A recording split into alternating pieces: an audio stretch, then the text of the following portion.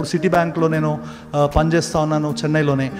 దేవుడు మంచి చూడండి, దేవుడికి ఒక వ్యక్తి అప్పగించుకుంటే he can do great things in his life. అంతేకాదు పరిచర్య జీవితం కూడా దేవుడు దీవిస్తూ వచ్చాడు. నా జీవితంలో చాలా అభివృద్ధి చూశాను. ఆఖరిగా ఒక విషయం చెప్పి నేను ముగిచ్చేస్తాను. నా వివాహం జరిగిన విషయం ఒకటి చెప్తాను. నాకు పెళ్ళైందని చాలామందికి తెలియదేమో, అయింది.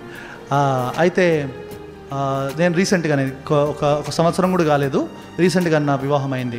ఇప్పుడు నేను చిన్నప్పుడే మీలాంటి యవనస్తుడుగా ఉండగానే ఎట్ ద ఏజ్ ఆఫ్ 17, 18, 17, 18 ఏళ్ళప్పుడే నేను తీర్మానం చేసుకున్నాను, ప్రభా నా జీవితంలో ఏదైనా పెళ్ళైనా కాకపోయినా కూడా నేను మాత్రం అన్యులను చేసుకోను, ఈ లవ్వులు ఇట్లాంటివి చేయను, నువ్వు చెప్తేనే చేసుకుంటా, నువ్వు వాక్యమి నేను చేసుకుంటా, లేకపోతే చేసుకోను. ఖచ్చితమైన తీర్మానంతో ఉన్నాను.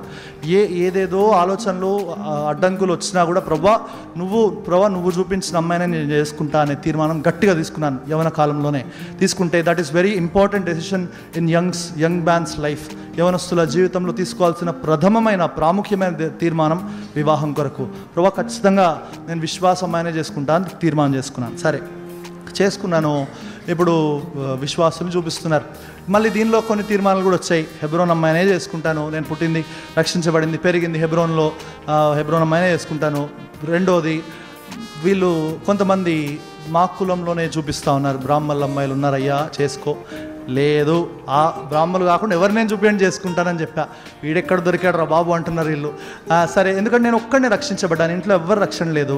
అయినా కూడా తీర్మానం గట్టిగా తీసుకున్నాను, ప్రభా నేను నీ కొరకు నిలబడతా, వాట్ ఎవర్ మే హ్యాపెన్, ఎవరేమైనా అనుకొని పర్వాలేదు, నేనైతే నీ కొరకు తీర్మానం చేసుకుంటా. డెసిషన్ని దేవుడు నిజంగా ఆశీర్వదించాడు. మా ఇంట్లో వాళ్ళని మెల్లిగా ఒప్పించుకున్నాను. 6 సంవత్సరాల నుంచి బతిమాలుతున్నా మా నాన్న అర్థం చేసుకోండి నాన్న, మంచి అమ్మాయిని తీసుకొస్తాను నాన్న అని చెప్పి విశ్వాస అమ్మాయిని చేసుకుంటా అని చాలా బతిమాలని. సరే, ఇంట్లో వాళ్ళు ఆఖరు ఒప్పుకున్నారు. కానీ మొత్తం ఒక వివాహం కొరకు ఒక దేవుని సేవకుడు ప్రపోజల్ తీసుకొచ్చారు. ఆ అమ్మాయి ఇక్కడ విజయవాడ దగ్గర వాళ్ళది ఇక్కడ ప్రొద్దుటూరు అని ఒక గ్రామం నుంచి వచ్చారు. ఆ అమ్మాయి హైదరాబాద్లో ఉద్యోగం చేస్తుందయ్యా, వాళ్ళు కూడా హిందువుల్లోంచి ప్రభుని నమ్ముకున్నారు, మరేంటి ప్రార్థన చేసుకుంటావా అన్నారు. నేను అన్నాను, మంచిదన్నా, రక్షించబడి బ్యాప్టిజం తీసుకొని పరిచర్లో ఉంటే చాలు, నాకు ఇంకేమొద్దులేండి అని చెప్పి మేము ప్రార్థన చేయడం ఆరంభించాం. సరే, 2022లో మాకు ఈ ప్రపోజల్ గురించి చెప్పారు. ఎన్ని నెలలు ప్రార్థన చేస్తుంటాను తెలుసా? కనీసం సంవత్సరం ప్రార్థన చేశాం. 1.5 year. ఏంటి ఒక్క అమ్మాయి కోసమే. ప్రభువా నువ్వు చెప్పు ప్రభువా, వాళ్ళతో దేవుడు మాట్లాడుతున్నాడు, నాతో మాట్లాడుతున్నాడు, కానీ కన్ఫర్మేషన్ కోసం ముందుకెళ్ళడానికి 1.5 year ప్రార్థన చేశాం. 2024లో ప్రభు వాగ్దానం ఇచ్చారు. చాలా వాగ్దానాలు ఉన్నాయి. 130 కీర్తన 7వ వచనం, 130 కీర్తన 5వ వచనం, 143 కీర్తన 10వ వచనం, ఇట్లాంటి చాలా వాగ్దానాలు 20-25 వాగ్దానాలు ఉన్నాయి.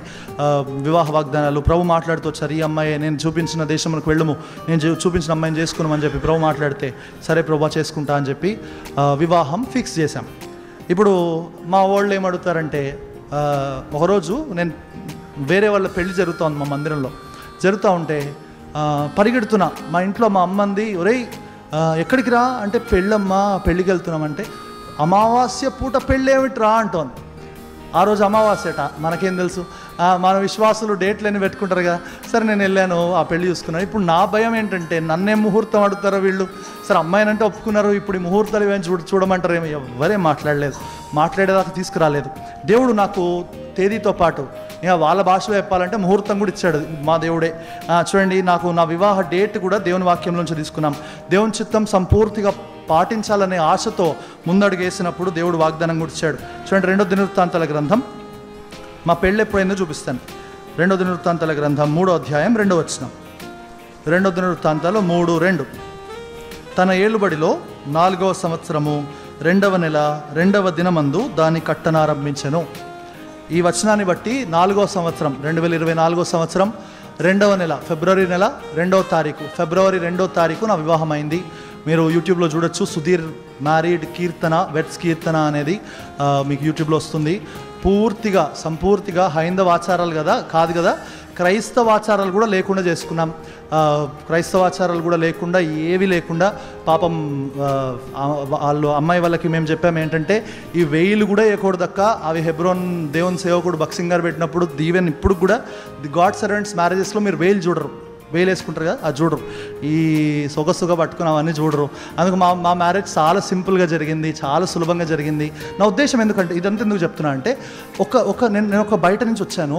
నేను ఒక తీర్మానం చేసుకుంటే, ఉదయకాలం అన్న కూడా బైబిల్ స్టడీలో చెప్తా వచ్చాడు, నేను ఒక తీర్మానం చేసుకొని నేను ఒకటి పాటిస్తే రేపు చాలామంది, వందల మంది యవనస్తులు ఉన్నారు.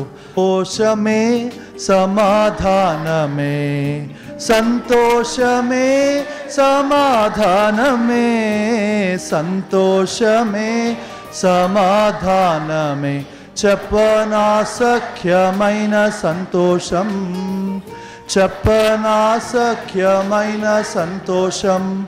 ఈ సంతోషము నీకు కావలేనా, ఈ సంతోషము నీకు కావలేనా, ఈ సంతోషము నీకు కావలేనా, నేడే యేసు నొద్దకు రమ్ము, నేడే యేసు నొద్దకు రమ్ము.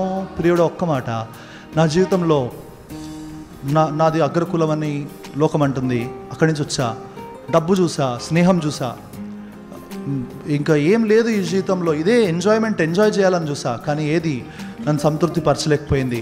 ఈరోజు నువ్వు కూడా డబ్బు వెనకాల ఆలోచిస్తున్నావేమో, ఈరోజు లోకం ఎంజాయ్ చేయాలని ఆలోచిస్తున్నావు. యూత్ క్యాంప్ కూడా అట్లే వచ్చావేమో. ఒక చిన్న తీర్మానం నా జీవితంలో చేసుకున్నా, నీ జీవితంలో కూడా చేసుకుంటావా? ఇప్పటికే 3 రోజులు అయిపోయింది, పోస్ట్పోన్ చేస్తున్నా. వద్దులే, ఈరోజు కాదులే, మళ్ళీలే ఫోన్లే చూద్దాంలే. ఒక మాట చెప్తాను, నా స్నేహితులు ఎవరైతే ఉన్నారో, now the count down starts. నా స్నేహితులు ఎవరైతే తాగుడు, సిగరెట్లు, డబ్బు ఉన్న వాళ్ళు ఉన్నారా, ఆ స్నేహితుడు ఎవడైతే డబ్బున్న స్నేహితుడు ఉన్నాడో, డబ్బు సమస్తం చేయలేదు, డబ్బు సంతృప్తినివ్వలేదు, డబ్బు సంపూర్ణతనివ్వలేదు, వాడు డబ్బున్నవాడే. వాడు 3 సార్లు సూసైడ్ అటెంప్ట్ చేశాడు. కాపాడింది మేమే. సువార్త చెప్పి, ఒరే వద్దురా, రక్షణ పొందురా, నరకం పోతావురా అని చెప్పింది నేనే. నేను వెళ్ళి ఎప్పుడే వాడితో కలిపి తిరిగిన వాడినే ఇప్పుడు అదే స్నేహితుడికి పోయి 3 సార్లు మాదక ద్రవ్యాలు, ఈ డ్రగ్స్కి అలవాటైతే వాడిని పోయి కాపాడింది మేమే. వద్దురా అని చెప్పి వాడు ఇప్పటికీ లోకంలో తిరుగుతున్నాడు, వేరే సంగతి. పాడైపోయి మొత్తం జుట్టంతా ఊడిపోయి పిచ్చోళ్ళకి అయిపోయాడు. డబ్బుంది కానీ జీవితం పాడు చేసుకున్నాడు. దేవుడు నన్ను నిలబెట్టాడు, ఇక్కడ ఉన్నాను. కొన్ని విషయాలు చెప్తాను రక్షించబడిన తర్వాత. నా సమయం